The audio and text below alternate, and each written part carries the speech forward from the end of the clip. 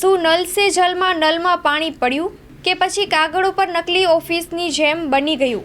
શું નામ કાકા તમારું? પ્રવીણભાઈ. પ્રવીણભાઈ. ગામ કયું? આલમપુરા. હા. પાણીનો પ્રોબ્લેમ થાય એ જ. કેવો પ્રોબ્લેમ છે? પાણી જ નહીં આવતું ને. પેટ પંપથી લાવીને પીએ. બરાબર. કેટલા ટાઈમથી નહીં આવતું? 1 વર્ષથી. આ બધી પાઇપલાઇન કોઈ ગઈ કશું નહીં. પાણી આવતું જ નહીં ને? ના. બરાબર. હેડ પંપેથી હલાવીને પીએ. તમે રજૂઆતો કરેલી સરપંચને? એમ સર રજૂઆત એ કરી પાણીને પણ